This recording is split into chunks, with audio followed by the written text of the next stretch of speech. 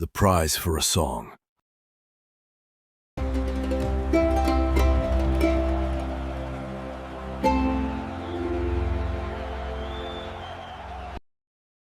Kuzuki, a kingdom blessed by the gods, where golden sun kissed fertile fields and black oil surged from the earth, wealth flowing like the wind. In the capital's bustling market, voices clashed, hammers rang, and children laughed as bright textiles and pottery filled the lively streets.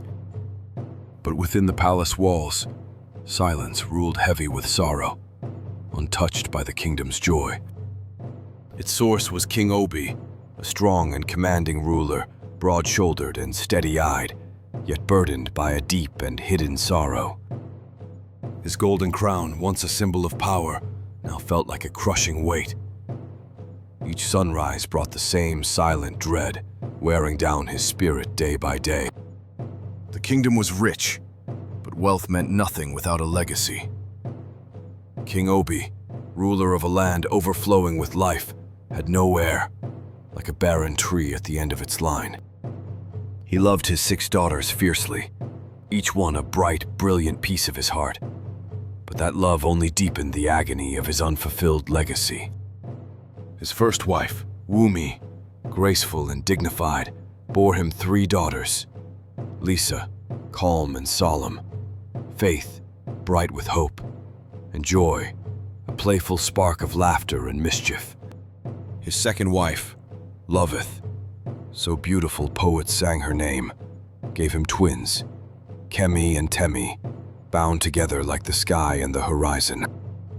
His youngest wife, Rose, soft-spoken and kind, gave him Kofi, a quiet, watchful girl with the soul of an artist. On golden afternoons, King Obi watched his daughters play, pride aching in his chest, love made bitter by the disappointment he could never escape. He watched Joy chase butterflies, her laughter dancing through the palace halls. Beautiful, yet a sound that only deepened his silent pain. He saw Lisa in deep AO games with the elders, wise beyond her years, yet unable to give him the legacy he longed for. His love battled his duty, as the elders' pitiful stares cut deeper than any blade, reminding him of the legacy he still failed to secure. He saw it in foreign emissaries, their greedy smiles hiding hungry ambitions. A kingdom of 6 princesses and no prince was a feast for waiting vultures. At night he paced the cold floors, haunted by his warrior ancestors, staring from the totems, their legacy heavy on his shoulders, one he feared he was failing. After another sleepless night, as dawn stained the sky purple, King Obi made his choice. Hope had betrayed him. Now he would demand answers, no matter the cost. At sunrise, he stormed from his chambers, voice cold with resolve. Summon the royal healer. Bring Iyawa to me at once. Iyawa, the ancient healer, walked between the world of men and spirits. Wrinkled and wise, her sharp eyes spoke of ancestors she alone could truly hear. When Iyawa entered, the chiefs fell silent. The king leaned forward, voice trembling with anger and despair.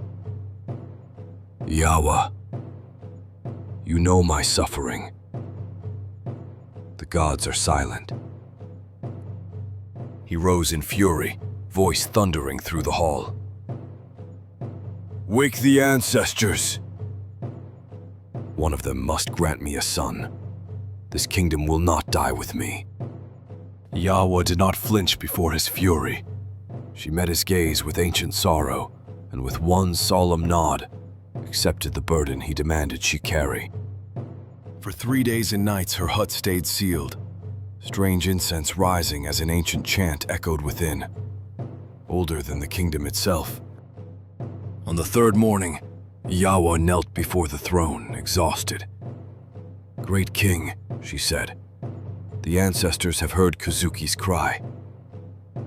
Then she delivered their fateful verdict. You must take a 4th wife, from the Sunstone clan. Only she can bear your heir.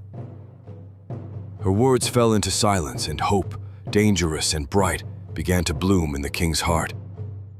King Obi did not hesitate. He gathered a grand entourage of guards, emissaries, and musicians, and marched south, driven by a desperate new hope. They found the Sunstone clan in a vast camp of colored tents, an ancient people, resilient and deeply bound to the spirit of the earth. The chosen maiden was Amara, graceful, steady-eyed, and calm, with a quiet confidence shaped by a life beneath the open sky. To King Obi, she was no mere woman. She was the earth made flesh, a goddess sent to end his suffering. The wedding became a week-long spectacle, a grand gamble of faith, binding kingdom and prophecy for the gods to witness. Amara was paraded through the capital, veiled in cowries and crowned in gold that gleamed like fire. The people cheered, each shout a desperate prayer of hope. Amara faced the quiet storm of the palace, Wumi's cold disdain, Loveth's open jealousy, and Rose's hesitant kindness. But she moved through it with calm, young wisdom. King Obi watched Amara with fierce obsession, like a farmer guarding his last seed, desperate for the first sign of life and the heir he longed for. The whole kingdom watched her every step. When Amara laughed, they breathed with hope. When she tired, fear swept through the palace like a chill. Then, in the 5th month, it happened. Yawa was summoned, and when she emerged an hour later, a rare smile crept across her ancient face. The news spread like wildfire. Queen Amara was with child. The kingdom erupted in ecstatic joy, for this was no mere pregnancy, but the fulfillment of a divine promise. For King Obi, it was pure vindication. His burden vanished, his eyes shone with new life, and laughter once again filled the great halls of Kuzuki. On the night of the birth, the air grew heavy with anticipation. A violent storm pounded the palace, thunder roaring like the drums of the gods. Inside, King Obi paced like a caged lion, sweat on his brow, while his advisors stood nearby, faces stiff and strained beneath the weight of the moment. Each cry from the birthing chamber cut into King Obi's heart, painful, yet filled with the promise of new life with every breath. Clutching his ceremonial sword, knuckles white, the king whispered into the storm, "Let it be a boy. Let this night end my suffering." Then suddenly, silence. The queen's cries stopped, and even the storm went still. An eerie, breathless pause stretching through the palace. Then it came, a newborn's cry, sharp and full of life. The room gasped as joy surged through the king's chest, his heart igniting with overwhelming relief. The great doors flew open, and a midwife stumbled in, trembling and tear-streaked, her face drained of all color as she struggled to speak. A chilling dread seeped into King Obi's veins, smothering the fire of his joy as he braced for unspoken doom. The midwife lifted her terrified eyes. "My king," she gasped, voice shaking. "The queen has given birth to a healthy, beautiful princess." The word crashed through the silence, and for a moment, only the king's heavy breathing filled the air. A guttural sound tore from his throat. Without a word, he pushed past the midwife and stunned counsel, striding toward the grand balcony in a storm of despair. He burst onto the balcony, rain lashing his face. Lifting his gaze to the violent sky, his features twisted in agony and betrayal as the storm raged around him. "I did everything you asked," he roared into the storm, voice breaking with agony. "The gods have failed us." His scream echoed across the sleeping kingdom. The storm devoured his final roar, leaving only silence, the death of his faith. In its place grew a cold resentment that settled over Kuzuki like a dark new season. He no longer raged or wept. Grief burned him hollow, leaving only duty behind. He ruled with cold precision, his eyes empty as stone. The palace became a gilded tomb, where every servant moved in fear, terrified to awaken the monstrous grief that haunted the king's chambers. No one felt the shift more than Okoro, the king's shrewd advisor. He knew a kingdom ruled by a ghost king was weak and ripe for invasion. One moonless night, Okoro approached the king on the same balcony where he'd cursed the gods, finding him staring into the darkness as though it were his own reflection. Okoro whispered, "The sky gods may be silent, my king, but there are older powers, ones who care not for worship, only for payment and results." He spoke of the shadowed forest, a cursed ancient wood shunned by all, where even daylight dared not enter. Deep in that forsaken forest dwells Idu, once a man, now something far darker.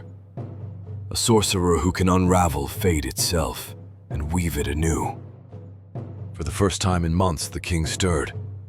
A spark returned to his eyes as he turned and asked, "What are you saying?" The thought was blasphemous, monstrous even. But what is blasphemy to a man who no longer believes? His faith was shattered, and nothing sacred remained. The king's eyes lit with terrifying resolve. "Okoro, send word to this sorcerer. Whatever his price, I will pay it." The sky dimmed to a sickly gray, and a heavy stillness smothered the land. No words were spoken, but the message was clear. Something had arrived. Then Idu entered the throne room, tall, gaunt, and gliding like a shadow. His dark robe swallowed the light, and his parchment skin stretched over a face of cold, merciless angles. His eyes were bottomless black pits, cold, ancient, and unblinking, locking on to King Obi with a knowing intelligence far beyond mortal years. His presence felt unnatural, as though reality itself had torn.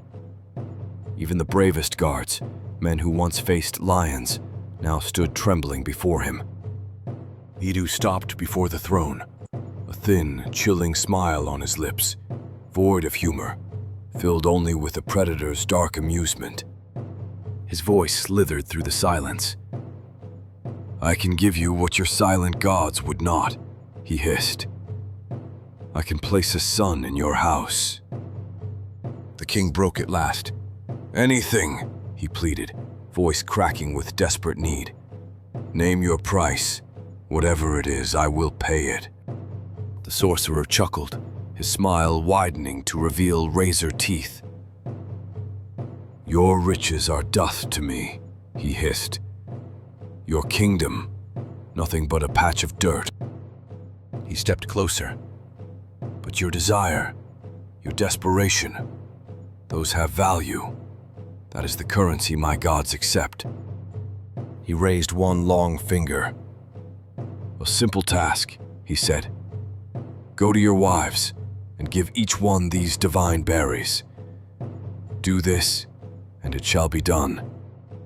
The king frowned in confusion. "But the price?" he asked. "What must I give you?" Idu's smile widened. "I will return," he whispered. "When the cry of a son fills this palace and your joy is greatest, then my gods will name their price." And then he was gone, dissolving into the very shadows he carried, leaving the throne room cold and shaken. The sun returned and the winds breathed again, but no peace followed, only a dreadful silence, heavy with the weight of an unseen and terrifying debt. On the throne steps lay the only proof he'd been there, a twisted black branch bearing 4 lightless berries, each one like a tiny hole in the world. That night, the 4 queens, Wumi, Loveth, Rose, and Amara, stood before King Obi, their faces pale with confusion and rising fear. One by one, they took a berry. Wumi swallowed hers with rigid pride, masking her fear even as her trembling hand betrayed her. Loveth hesitated only a moment, then swallowed her berry quickly. Like bitter medicine she refused to fear. Rose wept softly as she swallowed her berry, tears cutting through her chalked cheeks, while she whispered a desperate plea for mercy. And Amara, once the vessel of their greatest hope, met the king's eyes, then swallowed her berry with a calm and quiet resolve. As they swallowed the berries, a cold force spread through their veins, an ancient, invasive power taking root in their wombs, like an unholy hand claiming them from within. By morning, the maids were shaken to their core. The impossible had happened. All 4 queens were with child. King Obi trembled in awe and fear. 4, Okoro. All 4 at once, he whispered, voice ragged. The power behind this is beyond imagination. But Okoro only smiled, basking in triumph. He promised you a son, he said softly. Rest now, my king. Kuzuki's future is secure. That night, in Rose's chambers, the king hid his guilt behind a weary smile. I'm fine, he said softly, the lie tasting like ash on his tongue. As sleep crept in, he saw not a future son, but Idu's cold, knowing smile, a silent promise of the terrible price yet to come. The 9 months that followed were unreal. All 4 queens swelled in perfect, eerie unison. Living vessels of the sorcerer's power, feared and marveled at by all. A heavy silence fell over the kingdom. No songs, no joy, only fearful prayers to unknown powers, as the very land seemed to hold its breath. The king moved like a man in chains, obsessively preparing for the births, trapped between swelling pride and a terror that hollowed him from within. Then the day arrived. At sunrise, a cry rose from Wumi's chambers, then Loveth's, then Rose's, then Amara's. All 4 queens had gone into labor at the very same moment. Chaos erupted as all 4 labors raged at once. Hours of agony and echoing cries, a dreadful symphony of sorcery coming to life through the queens of Kuzuki. Then, silence. A midwife burst into the hall, eyes wide with ecstasy. She fell to her knees, overwhelmed by the miracle she carried in her breath. My king, she cried, your queens are safe, and all have delivered healthy sons. Her voice trembled with overwhelming joy. King Obi roared with overwhelming joy, leaping from his throne reborn. He laughed through streaming tears, freed at last from years of torment. The news struck the capital like lightning. Cheers, drums, and songs erupting as the people flooded the streets. At last, the curse was broken, and Kuzuki's future secure. That night, Kuzuki held the grandest feast in its history, a wild celebration that shook the kingdom with joy and triumph. On the balcony, King Obi stood beaming, his 4 queens beside him, each cradling a newborn son. Lifting his goblet to the cheering crowd, he felt perfect, absolute joy. But as he lifted the goblet, a cold thought slipped through his joy like a serpent's whisper. Now, my happiness is at its peak. Soon, the sorcerer would return for his price. And as celebration roared below, a dark dread crept in, quietly staining the perfect moment. For 20 days, Kuzuki lived in a dream of joy. The long night had ended, and the dawn rose not with 1 but 4 radiant suns of hope. King Obi drowned himself in celebration, laughing louder than all, as though he could outrun the shadow in his heart. Each cheer a momentary cure for his growing fear. Okoro smiled. What power grants such a perfect gift only to destroy it? He urged. Rest, my king. You have won, and in the glow of triumph, the king chose to believe him. But when Iyawa returned, she sensed a wrongness in the air, thick, sweet, and tainted with decay. whispering that something in Kuzuki had begun to rot beneath the joy. Then she saw it, a dark, bruised cloud hanging motionless above Kuzuki. Her ancient heart clenched, for she knew such an omen could only herald dread. Yawa entered the jubilant palace like a shadow. The king, cradling his son, greeted her with pride. But Yawa did not smile, her face dark with foreboding. Yawa faced him, eyes filled with sorrow. "What have you done?" she whispered. "A great evil is in the air. Something dark has taken root in our very soil."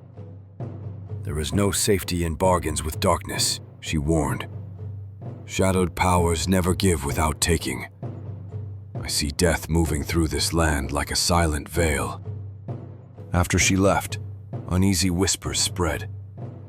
The king's face hardened with anger and denial, while a young chief scoffed, calling Iyawa merely jealous of a greater power. Then Chief Azeji stepped forward, his frail voice cutting through the noise. "Have you not seen the signs beyond these walls?" he asked, his tone carrying undeniable weight. "Our fishermen return with empty nets," he warned. "For 3 days the great river has run dark and sluggish. Something is terribly wrong. And the children, my own granddaughter among them, burn with a strange fever. No remedy for it. Something dark is spreading." Chief Bunto scoffed, calling it all mere nature, illness and dark waters, nothing more. The court split in fear and doubt, all eyes turning to the king. In his heart, King Obi knew the old chief spoke truth, but he hid it. Raising his hands, he boomed with hollow confidence. "Fear not. All will be well. All will be well." On the naming day, the palace overflowed with color and music. Thousands gathered before 4 sacred Iroko cradles, ready to witness Kuzuki's moment of triumph. Draped in golden robes, the king gazed upon his sons, his queens, and his people. Pride surged through him. This moment was the triumph his life had fought to reach. He opened his mouth to speak when suddenly, the great palace doors exploded inward with a thunderous crack, shattering against the floor. Silence fell. The bright sky blackened in an instant, as though a giant hand smothered the sun. The air grew thick and heavy with dread. Into the stunned silence, Idu stepped into the courtyard, his presence now immense and oppressive, a dark force defiling the sacred moment before all of Kuzuki. Idu stopped, smiling like a serpent. "Congratulations, my king," he hissed, his voice freezing every heart. "The time has come to fulfill your promise." Clinging to desperate hope, the king offered a grand tribute. Chests of gold, silver, and glittering gems, pleading for the sorcerer's mercy. The sorcerer laughed, cold and cruel. "I have no use for your trinkets," he sneered. "The price for 4 sons born of magic is far greater than gold." The king's last hope shattered. "What is your price?" he begged softly. "What do you want from me, great sorcerer?" Idu's smile turned monstrous. "My gods do not feast on animals," he thundered. "Each year at the first new moon, 10 virgins will be sacrificed on the great forest rock." The words drained the very air from the courtyard. Horror froze the kingdom in place. An entire people struck silent, unable to comprehend the nightmare spoken aloud. Then the silence shattered. A single unified scream rose from the crowd, a howl of pure terror that tore through the sky. It was the sound of a kingdom's soul breaking. Chaos exploded. Tables toppled, clay pots shattered like spilled blood, and the 4 cradles, once symbols of hope, now looked like altars for sacrifice. Idu watched the chaos with a widening smile, pleased with the ruin he'd sown.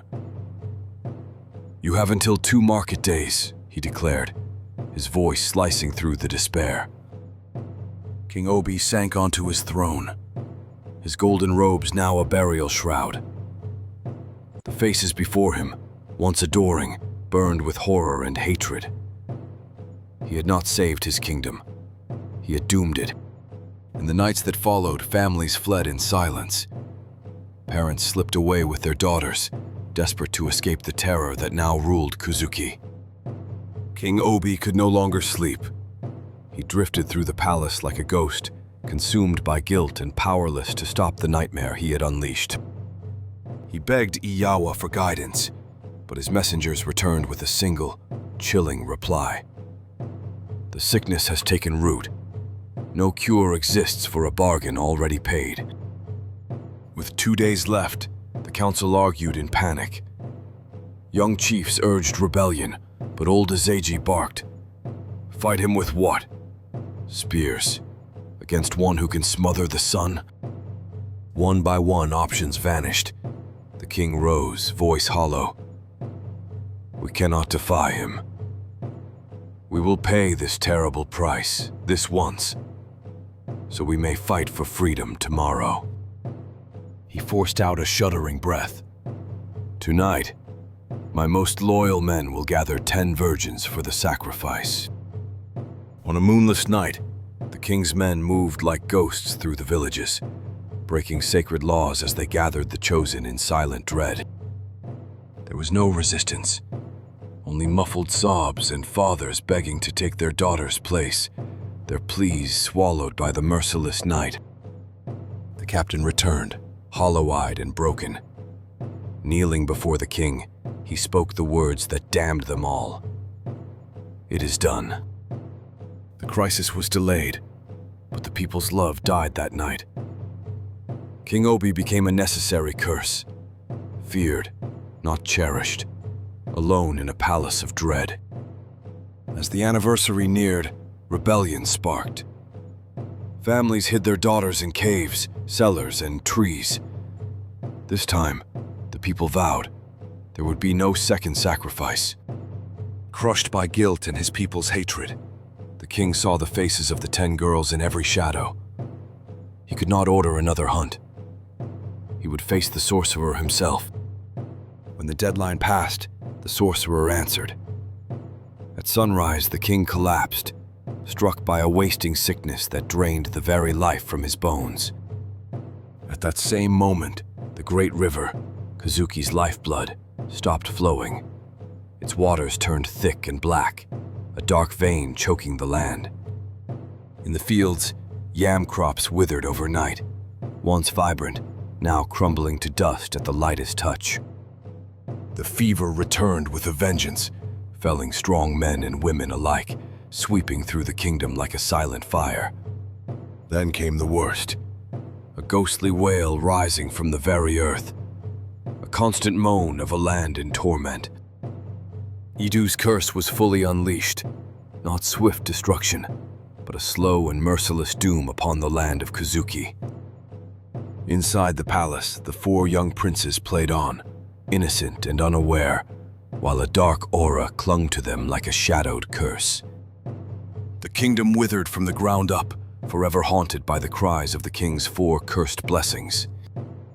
And the frail, fading king watched his ruin unfold, eyes empty, condemned by the impossible price he had paid for his doomed legacy.